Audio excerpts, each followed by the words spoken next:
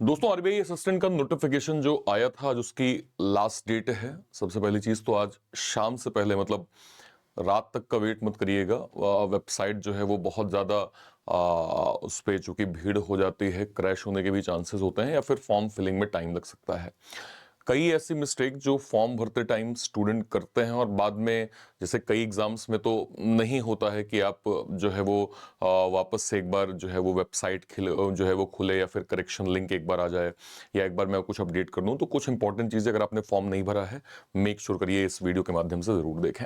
सबसे पहली चीज आपको ये चीज देखना होगा, पर्सनल डिटेल्स में कोशिश करिए कि एज इट इज मतलब सामने जो भी आपके पास आपका डॉक्यूमेंट है उसके अकॉर्डिंग ही आप फिल करें। मेरे पास बड़ी क्वेरी आती है कि सर हमने नाम में ऐसे कर दिया है जबकि उसमें ये दिख रहा है। ठीक है, तो ध्यान रखिएगा कि enter your name exactly as it appears on your ID proof and educational certificates.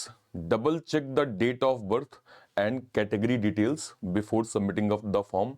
Incorrect personal details may create issue during document verification। मतलब कि आप अपने जो भी आपका डीओबी है अच्छे से क्रॉस चेक करिए ये कि सर मैंने ना 1 जुलाई था सर, मैंने गलती से 1 जून कर दिया सर, क्या कोई दिक्कत तो नहीं होगी? अरे भाई, करेक्शन फॉर्म अगर निकल गया है तो जाहिर सी बात है इसमें ट्रबल तो माइनर सा आ ही सकता है, राइट? ठीक है, वो आप बाकी आप जरूर कर लें, गस्टेड ऑफिसर से साइन करवा लिए, but at the end decision organisation का होता है आगे क्या करें। तो आप इन मतलब सिचुएशंस में होप में ना पड़े कि आगे क्या होगा, ऑलरेडी आपको थोड़ा सा क्रॉस चेक जो है वो उसको करना पड़ेगा। Next, uploading. देखिए फोटो और साइन में भी जो है वो बच्चों को दिक्कत होती है। Upload the recent passport size photo that meets the size and dimension requirement. Ensure the signature is clear and not in capital letter as per application guidelines. ठीक है, check the file size and format mention in the official notification before uploading. एक चीज है, अभी जैसे IBPS का एक notification आया था जिसमें यह था कि हम सारी चीजों को क्रॉस वेरीफाई करेंगे। अब आप अपनी 10 साल पहले की फोटो के, आपने 10 साल पहले एक फोटो खिंचवाई थी,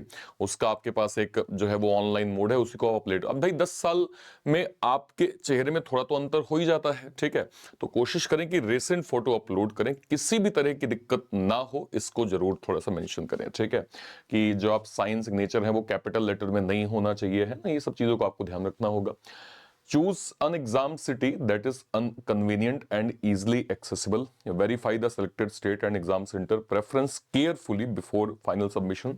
Once the application is submitted, exam center change are usually not allowed। देखिए ये चीज हमें समझना पड़ेगा कि आपको जो भी आपके नियर अराउंड, जैसे मैं कहूं कि अगर रीवा है तो रीवा सेंटर नहीं होता, तो मुझे ये समझना पड़ेगा कि मेरे लिए सतना कन्वीनियंट है। जैसे अगर मैं मध्य प्रदेश की बात करूं तो रीवा के हिसाब से सतना प्री के लिए कन्वीनियंट है, जबकि मेंस में सतना सेंटर नहीं है। तो मेरा नियर सेंटर क्या होगा? फिर जबलपुर होगा।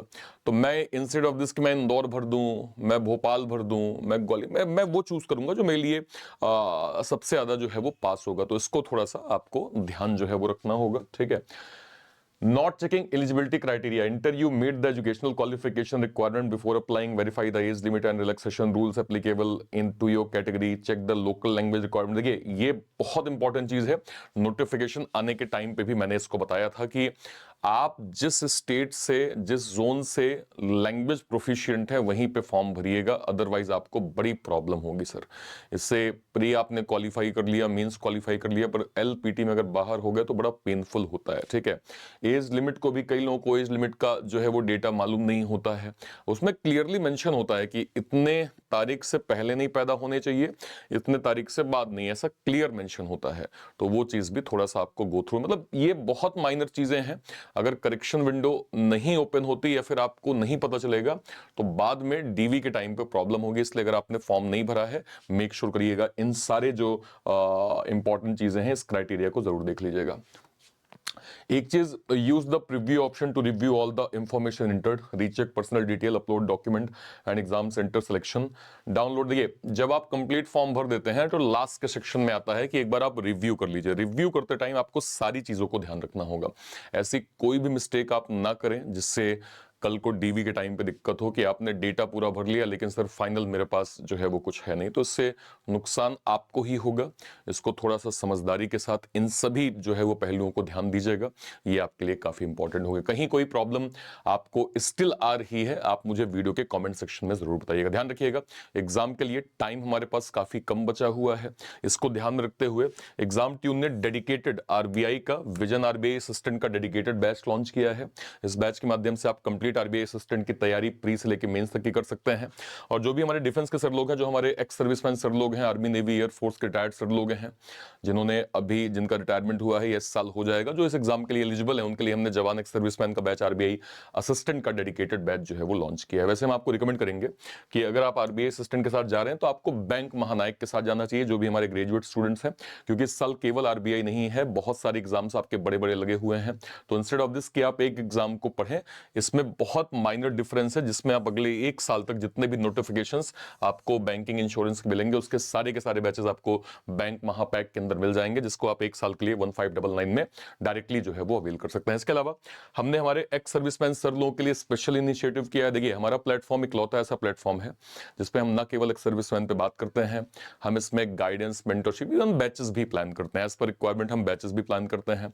तो इंस्टेड ऑफ दिस कि आप अलग अलग बैचेस को प्लान करें, अलग अलग बैचेस को अवेल करें, हम आपको रिकमेंड करते हैं कि आपको ex serviceman super Naik plan के साथ जाना चाहिए, जिसके अंदर क्या है सर, इसके अंदर सर अगले एक साल तक के लिए जितने भी नोटिफिकेशंस बैंकिंग और इंश्योरेंस के मिलेंगे, जितने भी उसके एक्स सर्विसमैन के बैचेस अभी तक के जो बन चुके हैं, करंट में एक्स सर्विसमैन के बैचेस जो चल रहे हैं, आने वाले टाइम पे जो भी आएंगे, वो सब आपको एक साल के लिए 1599 में प्रॉपर मिल जाएगा। कहां से आप अवेल कर पाएंगे?